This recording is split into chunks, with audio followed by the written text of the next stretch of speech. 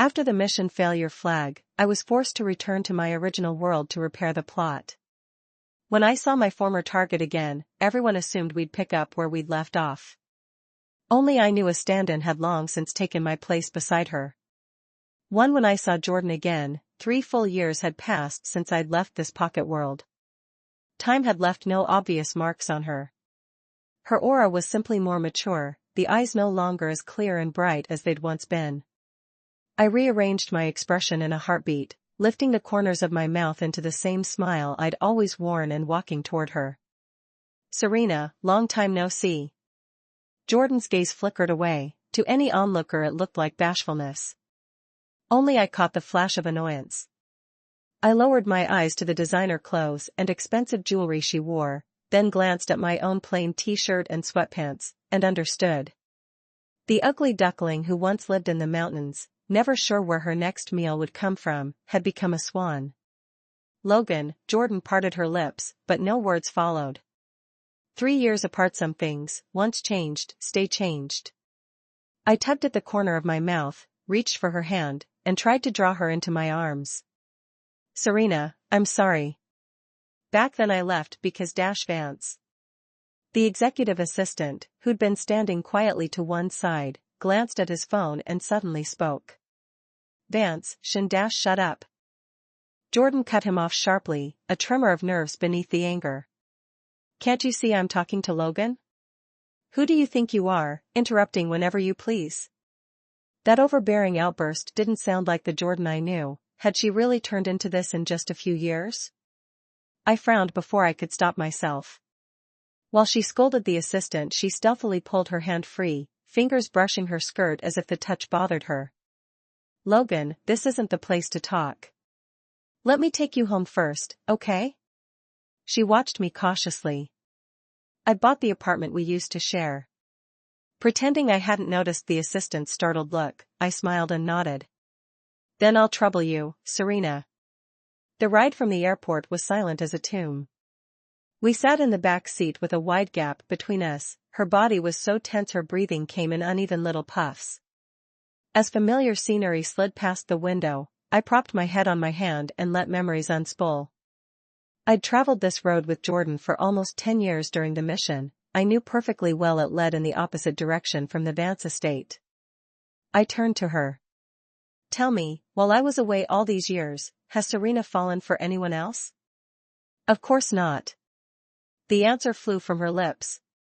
That reflex reassured me until, before I could speak, she lowered her head and counter-asked in a low voice, "What if I really had fallen for someone?"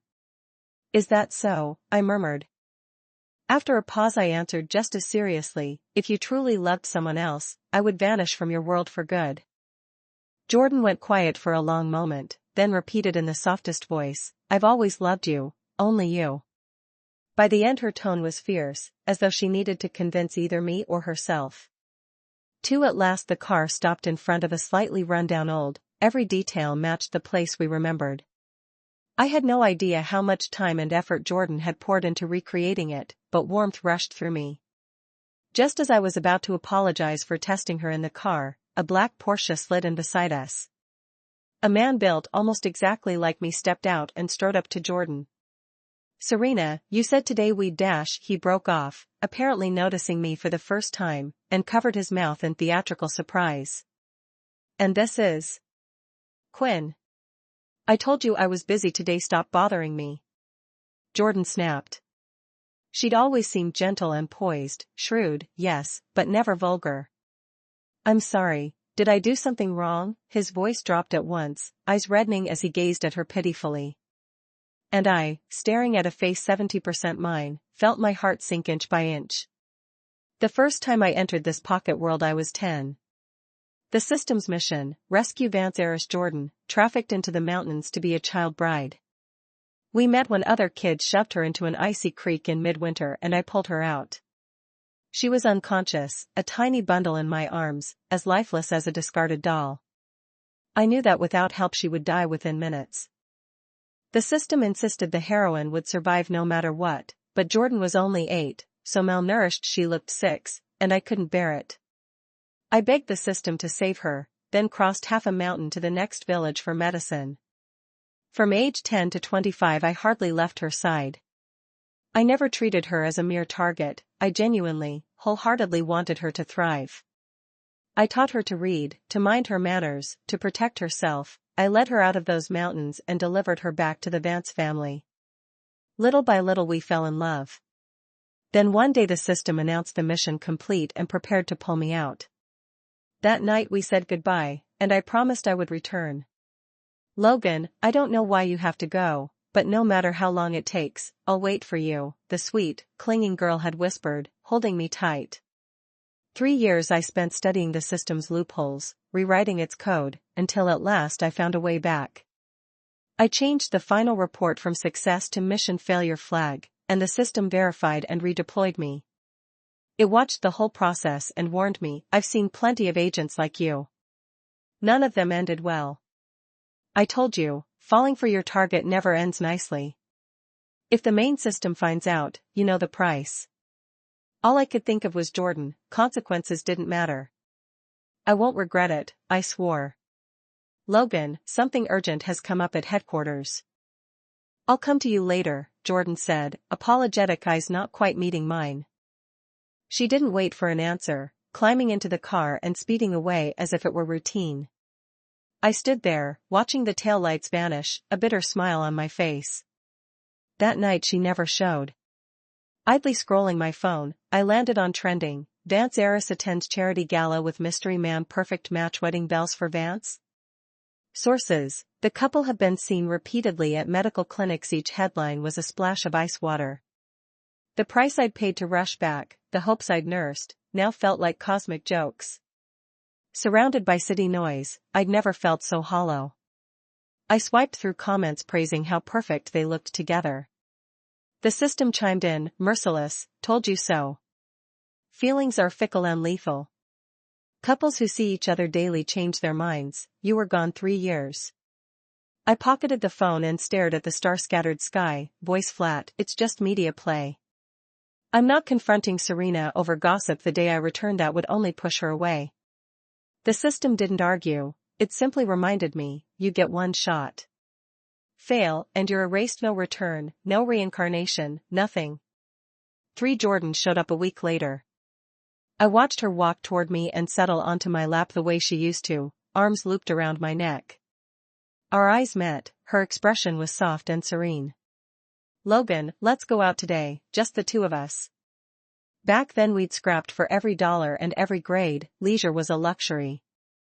She used to envy couples who could stroll in a park or visit an amusement park on weekends, promising we'd do the same once life improved. Now, Vance heiress that she was, she could finally fulfill those wishes. All right. I looked down at her, saw the ghosts of our younger selves, and instinctively brushed a kiss across her lips. Her body tensed for an instant, then she took control, fingers threading behind my neck to deepen the kiss. The same person, yet I felt a chasm opening between us. We visited every spot she'd once dreamed of sharing with me, trailed by 8 bodyguards whose presence turned heads and sparked whispers. Mid-stroll I glanced at her unreadable face. Serena, remember Old's tofu pudding? We'd just arrived in the city, dead broke, and on your birthday I ran across town at midnight to buy you a bowl. Her arm curled around mine, stiffened, then relaxed. Of course I remember. Are you craving it, Logan? No. I hid a bitter smile. Just saw a vendor and thought of it. How could she know there'd never been any old? I'd risen before dawn to make that bowl myself, yet the memory that branded my heart was, to her, no more than trivia. By the way, you've been back at Vance for ages and I've never visited. If it's convenient, maybe show me around later? I tossed the request out lightly, but my eyes bored into hers. I didn't know what answer I hoped for, only that I prayed she wouldn't disappoint me. Still, for a single instant, I caught the panic that flashed across them. She opened her mouth, then finally nodded. All right, I'll phone the staff right now and have them get everything ready. The Vance family might be the richest on the planet, but their home was hardly the castle the tabloids claimed. They'd simply bought a hill on the outskirts of Avalon Bay and built a private estate that turned its back on the world. I followed Jordan along a winding path until we stopped at the edge of a wood. I hesitated, pressing my lips together as I stared at the lush peach grove. Jordan blinked, uneasy. What is it? Want to go in? No. It's just strange to see so many peach blossoms this time of year caught me off guard. I smiled. The grove was beautiful, but I remembered Jordan was allergic to peach pollen. She would never plant an entire hillside of them. The reason they were here was obvious. If you like them, Logan, I can have every tree in the complex swapped out for peaches, Jordan said, rattled, as though desperate to prove something. I gave a soft laugh and answered with silence, lacing my fingers through hers and walking on. I wasn't a fool. Lately I could feel how tense she became whenever she faced me, yet I kept playing along, pretending I saw nothing. In the end I couldn't tell who we were torturing more. Jordan led me to her bedroom. The decor was nothing like her usual taste, and the sight of it filled my eyes with a bitter ache. It's not Jordan started to explain. This room what about this room? A shrill voice sliced in from behind us. He stormed over, eyes blazing. Serena how could you bring him here? You already steal the hours you used to spend with me, and now you flaunt him in my face. His eyes were red, his fingers clamped around Jordan's wrist as though he would never let go unless she gave him an answer that satisfied him. Quinn. Have I spoiled you so rotten you think you can lecture me? Jordan's breath hitched, she yanked her hand free and seized his chin, threat glittering in her eyes. He flinched, tears spilling, fat droplets splashing across Jordan's knuckles. Serena, you promised me. His whole body shook, as if a breeze could topple him. Jordan's heart clearly twisted, she almost reached out to steady him, then forced herself to stay rigid. Go back to your room. We'll talk later. Vance. Another guard burst in, catching Quinn as he swayed. Please, talk to him. He hasn't eaten or drunk a thing for days. If he hadn't heard you were home today he'd still be barricaded inside. At the guard's words Jordan looked as though her soul had been sucked out. She never once glanced my way again, she only held Quinn and murmured comfort while I stood there numb, watching every expression that used to be mine lavished on someone else. You're already weak. I told you to behave.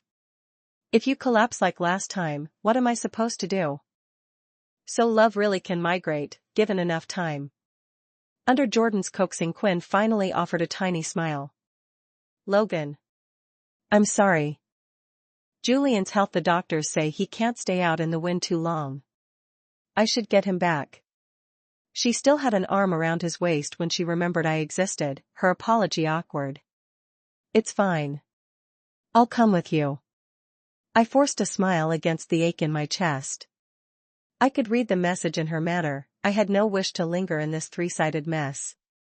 Some things are better ended quickly. Jordan stared as though she couldn't believe my nerve. In her arms Quinn gaped, plainly thinking me clueless for intruding on their moment. Well? Didn't you say he can't be outside too long? I tilted my head, jamming her own excuse back at her. Fine, let's all go, Jordan said through a tight breath, annoyance flickering in her eyes. Only when we crossed the footbridge to the next courtyard did I understand his earlier accusation. He lived here with her. The outsider was me. Sterling, you can see for yourself the one Vance cares about now is Sterling. The bodyguard walking behind me delivered the jab with a smirk. You abandoned her for years. When she was at her lowest Sterling was the one who stayed. Don't waste your energy, you'll never outweigh him in her heart. I kept my eyes down and said nothing. Did Jordan feel the same? Was that why she'd given up the moment I started running back to her? I stopped following and waited where I was. Half an hour later Jordan returned, having soothed Quinn, and led me to the car. We drove to the condo she'd bought for me. I decided it was time to speak plainly. Logan, once I've settled things at the company, let's get married, all right? She held my hand, but her gaze floated somewhere else, tone brittle as though she were bestowing reluctant charity. Serena, you know that's never been what I wanted. I shook my head. Years ago I carried you out of those mountains, gave you everything I had and left nothing for myself. Memories flashed begging half the hillside in the dead of winter, kneeling in icy rain until my bones screamed. I'm not telling you this to make you feel guilty or to claim a debt. When I left 3 years ago I believed you'd wait, so I fought my way back. I thought we could pick up where we left off, but I was wrong. Didn't I wait for you? Something I'd said stabbed her, her voice cracked. You vanished without a trace. I searched until your existence felt like a dream. I know. That's why I'm not blaming you. I traced her face, fingertips lingering on the lips I'd once kissed 1,000 times, and smiled sadly. But we're finished, Serena. Her pupils contracted. No. Logan, don't be cruel. He is just a stand-in. Surely you can see that. I can't share you, but you're the only one in my heart. She grabbed my sleeve, trying to pull me into an embrace. I stepped clear. If you hate him, I'll throw him out this minute, swear I'll never see him again, just stop pushing me away. Serena, the problem isn't him. You look at him the same way you used to look at me. I pried her hands off and turned away. Let the Serena who once loved me die with the night I left. The woman standing here now is Jordan, to $10 billion and the Vance empire. The talk ended in acrimony. I didn't manage to walk away, instead Jordan confined me to the apartment complex with a squad of 8 guards. I was too tired to argue and accepted the lockdown. What I never expected was for him, Jordan pampered favorite, to come knocking one day. The doorbell rang while I was painting. A fat drop of ink bloomed across the paper, ruining the half-finished scene.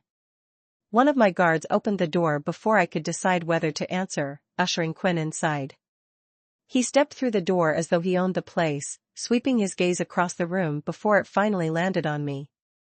I came today mainly to talk. He smiled, settling onto the sofa. I lowered my calligraphy brush with deliberate slowness and lifted my eyes to him, saying nothing. We stared at each other for a long time. Then, without warning, the smile slipped from his face. He stood, dropped to his knees, and thudded onto the carpet in front of me.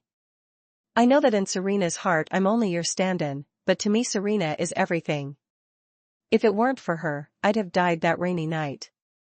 I know I'm nobody, and I never dream of replacing you, just don't make her throw me out. Please? My gaze chilled, the whole performance struck me as absurd. I'm not interested in what happened between you two. Whatever you do is none of my business, and the person you should beg isn't me. I leaned down, cold laughter on my lips, eyes locked on his. Let me be crystal clear, I think she's dirty now. I don't want her. You're lying. He snarled, refusing to believe me. In his rage he grabbed my collar, yanking me toward him. There's no way you'd just let go. The thing you treasure is worthless to me. Understand? You're welcome to pick up someone else's trash. Morgan isn't interested. I slapped his hand away in disgust and straightened just in time to see Quinn tip backward from the force. His head was inches from the sharp corner of the coffee table when instinct made me reach out to catch him. A blur slammed me aside. Julian, are you hurt? Jordan rushed to him, cradling his face with trembling fingers. Using the table for support, I pulled myself upright without a word. Morgan. Even if you hate Julian, you had no right to lash out at him. I paused, turning to face her fury. I know you resent me, so I've let you rage, but Jordan's eyes flashed. How did you become so unreasonable? Did you know Julian and I already have a child? I already have a child with him. The sentence cracked through me like lightning, ripping the soul from my body. This was the woman who, days ago, had sworn she loved only me and that anyone else meant nothing. Now she was telling me she carried another man's baby. Ridiculous. Utterly laughable. I drew myself up and forced the words through my teeth. Really? Congratulations, then. Morgan, you disappoint me. Jordan's stare drilled into me. These past days, you've become a stranger. Serena, take me home. I can't stay here. Suddenly Quinn clutched his head, sobbing. Jordan tore her gaze away and pressed kisses to his forehead. All right, all right. I'm taking you home right now. She wrapped an arm around him and walked out without looking back. The rest of the entourage filed after them. Only when the last footstep faded did I let myself slide down the table leg to the floor. I bit back a groan and pulled a shard of glass from the small of my back driven in when Jordan shoved me against the corner. She'd had eyes only for him, my blood meant nothing.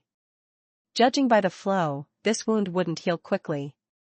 I laughed at myself, a dry, hollow sound. The system, absent for ages, sighed in my head. Told you you'd regret it. You gave up everything to come back, and this is how she treats you. Was it worth it?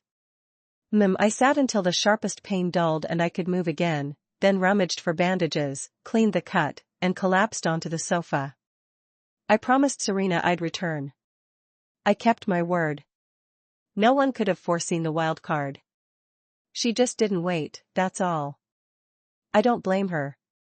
I spoke evenly, but grief still squeezed my chest. The system stayed quiet so long I thought it had left. Then, but you can never go back. You still don't regret it? If you'd stayed, you'd be living better than this, certainly not hurting over someone like her.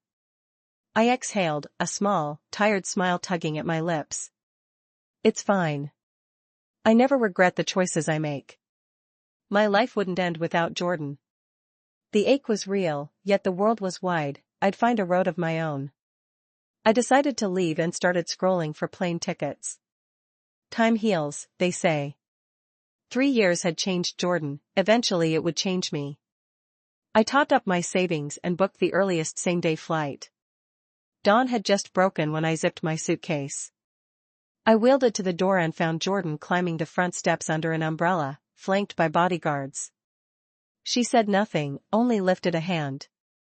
I was shoved back inside, the guards fanned out through the rooms. House arrest again? Weren't my words clear enough? What's the point of dragging this out? Just because I kept a substitute you won't give us another chance. Her face was haggard, eyes red. She'd clearly rushed here straight from him after hearing I was leaving. It's not about him, I said, rubbing my temples. I can't share your love with anyone, understand? Did you ever think how I suffered when you vanished without a word for 3 years? She flung her umbrella to the floor. You never cared how much pain I was in. I stayed expressionless under her tirade. When her voice cracked, I bent, picked up the umbrella, and closed it neatly on the table. Maybe the person I loved died 3 years ago. You say I've changed, haven't you changed as well? With that, I tore away our last scrap of dignity. Pretend I died back then. We're even. The talk ended in stalemate. Jordan refused to let me go, yet stayed away. My world shrank to the bedroom. If I stepped into the hall, guards herded me back. I sketched, practiced calligraphy, killed time. Online, I saw photos of Jordan attending galas with him. I only smiled until I overheard the guards gossiping that I'd fallen out of favor, a kept man tossed aside. When Jordan appeared again, her belly curved beneath her silk dress. She sat beside me as though nothing had happened, chattering about pleasant trifles. I listened in silence, eyes lowered to my hands. Logan, she said suddenly, excited. I finally get why you changed. After our fight, I did a lot of thinking. She clasped my fingers. You still picture the mountain girl who depended on you. You can't accept the woman I am now. I've decided to bring you home to the Vance estate. We'll live together. One day you'll accept Julian. I slapped her hard. The smile froze on her face, fury bled into the air. I stepped back half a pace. Have you lost your mind, Jordan? How dare you even suggest it? My lids dropped, then lifted to a mocking arc. Let me guess, your dear Quinn put this idea in your head? He's always hated me, how very generous of him. Question after question paled her cheeks. Logan, don't vent your anger on the innocent. Julian Quinn did this for us. For us? I laughed, voice blade sharp. Jordan, you disgust me. Lightning split the sky, thunder rattled the windows, bathing our faces in flickering white. Long silence. Finally Jordan lowered her gaze, voice hoarse. I'm only asking this once, Logan. You want to leave? Move into the estate with us. After the baby is born, if you still want out, I'll let you go. The sword suspended between us crushed down, shredding what little feeling remained. My eyes emptied, emotion dissipating like mist. Before she could invoke old ties to bind me further, I exhaled softly. Fine. Why do you have to keep fighting Julian? Jordan demanded, brows knit tight. Fighting? I sat on the edge of the bed in the same clothes I'd arrived in, suitcase still unopened at my feet. Is that what he told you? I lifted my gaze to her face, the face that once dazzled me, once moved me and felt nothing now. You. Her pupils shrank when she noticed my hand resting on the luggage, and her tone softened without her realizing. Can't we just talk this through? There's never been anything to say between him and me. I answered instantly. You're the one who forced me to move in. If you don't want trouble, you can let me walk out right now. Jordan pressed her lips together, ignored my words, and turned her head stiffly. You're tired. Get some rest. I won't bother you. Then she fled, her retreating figure practically scrambling away. A bitter laugh escaped me. What was the point?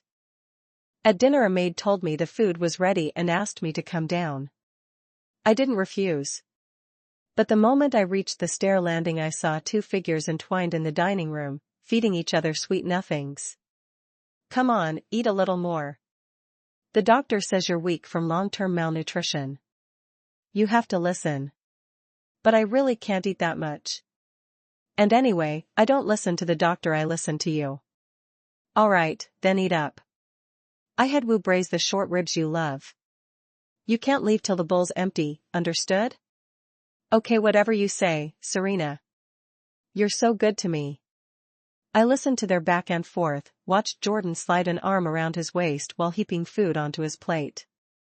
Though I no longer expected anything of her, the sight still felt like an invisible hand squeezing my heart. I shut my eyes, drew several slow breaths, and only continued downstairs once every trace of emotion was wiped from my face. Jordan spotted me at once. Panic flashed in her eyes, she jerked her hand from his waist and stood. Logan, you're here. She waved me over. Come try the griddled buns we made your favorite. Her delight looked genuine, she even tried to keep the seating and menu balanced. But she never knew I never loved griddled buns. Back when we were broke I counted every cent. After I bought her meat I made do with plain buns myself. When she tried to share I told her, I love griddled buns, can't get enough. Jordan had shot me a skeptical look, so for an entire year I kept eating them. Sometimes I swallowed bile, yet I still grinned and said they were delicious. My gaze drifted to the bowl of braised short ribs in front of Quinn. I gave a soft snort. Sorry, I never liked griddled buns. Jordan's face strained, her smile freezing as if she couldn't believe or couldn't forgive herself. How? You said, your favorite. I cut her off. We were poor. There was only enough money to feed you. I figured I could take the hardship. Ignoring her murmured self-reproach and his murderous glare, I pulled out a chair and sat. I'm full. You two enjoy. I wiped my mouth and stood. Jordan caught my hand as I turned to leave. Logan, I'm sorry I never learned what you really like. Starting tomorrow tell Wu anything you want. I nodded, pulled free, and went upstairs without looking back. After that, guilt seemed to spur Jordan to parade in front of me constantly. Each time I saw raw hatred blazing in his eyes behind her.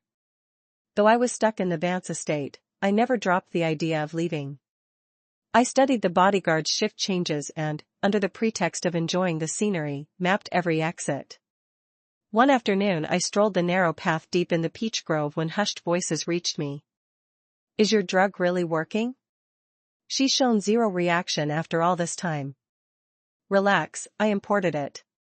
They guaranteed results, just be patient. Patient? Who knows how that loser pulled her attention back. I worked forever to make Serena's world revolve around me. Yelling at me solves nothing. Seize the chance and go all in. You mean Jordan keeps running to Morgan. If we make her lose the baby because of him, then are you insane? That's my child. And if Serena Quinn, remember your place. You think a plastic surgery mask makes you the real thing? Wake up. If my ears weren't lying, one speaker was definitely Quinn. Drugging Jordan? Harming her? My heart lurched. Disappointment or not, I had to warn her. I eased backward, but a dry twig snapped underfoot with a crack. Who's there? The voices tensed. Cursing, I spun and sprinted. Thanks to weeks of scouting, I reached the mansion in minutes and almost collided with Jordan heading out. Wait, I have urgent news, I blurted, still panting. Logan? I've got an emergency board meeting. We'll talk when I'm back, okay? She offered an apologetic smile and climbed into the car. I watched helplessly as it sped away, then gritted my teeth and returned to my room. Jordan's belly was huge, 2 more months and the baby would arrive. If she honored her promise to let me go, she and he could live happily and I'd vanish. But their conversation echoed in my skull. The stranger's words hinted he had another identity altogether. His approach to Jordan was calculated. The questions gnawed at me until a knock pulled me back. 2 hours had passed. Jordan must be home, I thought. Instead, Quinn stood outside holding a glass of warm milk. It's you? Big brother, it's gotten chilly. A cold lowers immunity, so I thought I'd bring you some milk. He lifted the cup. My eyes narrowed. I had no idea what game he was playing, but I refused outright. No need. I started to shut the door. His hand shot out and blocked it. I know you hate me for taking Serena, but love doesn't follow a cue. She and I are the real thing. So? I lacked both patience for their love story and tolerance for his face. If you're here to waste my time, get lost. Hey! Triumph flashed in his eyes. As I turned, he shoved inside. The moment he crossed the threshold, his mask flipped. He surveyed the room like a king, then sat on my bed without invitation. Morgan, that was you in the peach grove, wasn't it? He cut to the chase. I don't know how much you heard, but you'd better learn to shut up. Only the dead keep secrets. I snorted.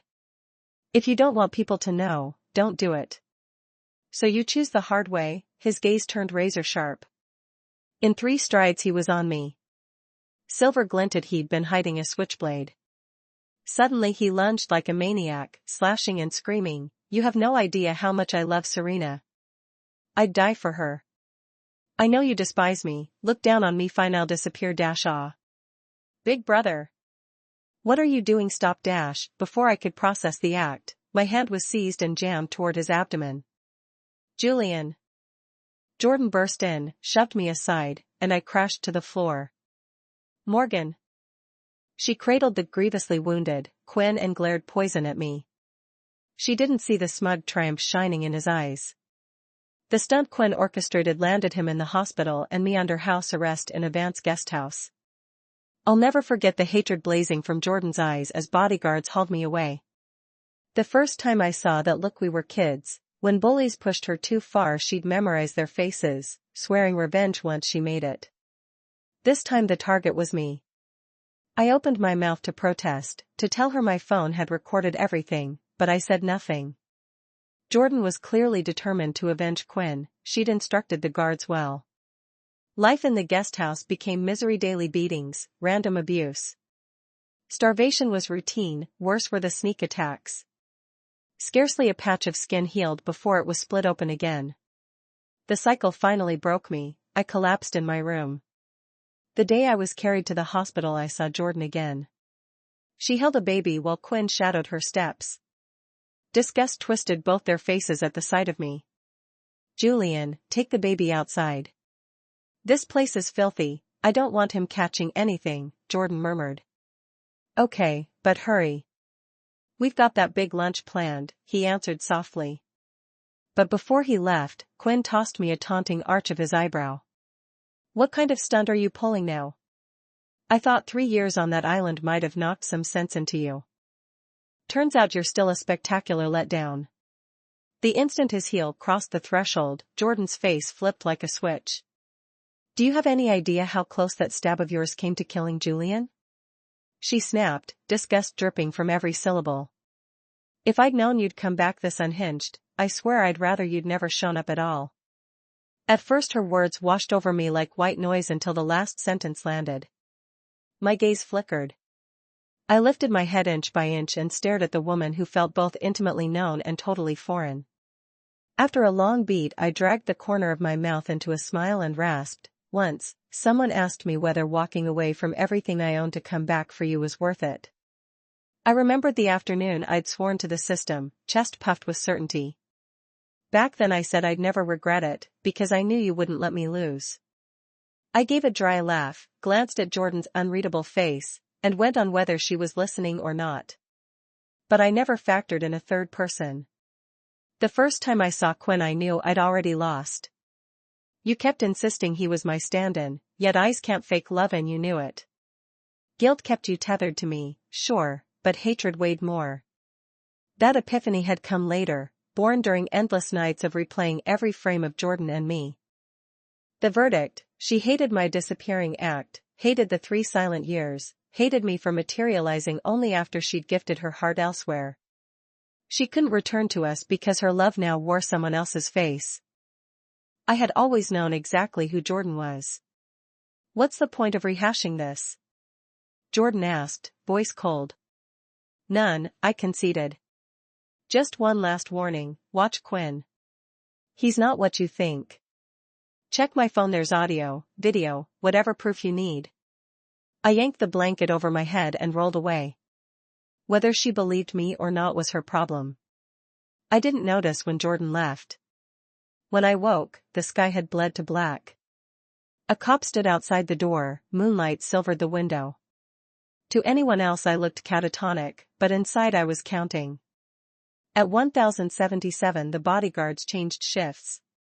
Beneath the blanket my fingers never rested, a smuggled hairpin had already defeated the wrist restraints. The instant the two details crossed paths I flipped back the covers, vaulted onto the sill. Private hospital, 3rd floor manageable. Moonlight guided me onto the massive oak, then down the trunk. The moment my sneakers hit grass I sprinted along the route I'd memorized. 2 years later, sunset on a speck of an island off the neighboring state. I'd finished for the day, straw basket on my back, when black-suited bodyguards fanned out in front of me. They parted like a theater curtain and revealed the woman at their center. Jordan. I stepped back. She'd still found me. 2 years of running, and she wouldn't let the trail go cold. Before I could speak she ran forward and slammed into me, arms steel bands. "Logan. I missed you. Come home, please?" I kept my voice level. "Sorry, ma'am, wrong guy. Name's not Logan." 2 years of salt wind and merciless sun had bronzed my skin, a fishing line last year had carved a pale arc across my cheek. 4, maybe 5% resemblance enough to gamble on. "You're Logan.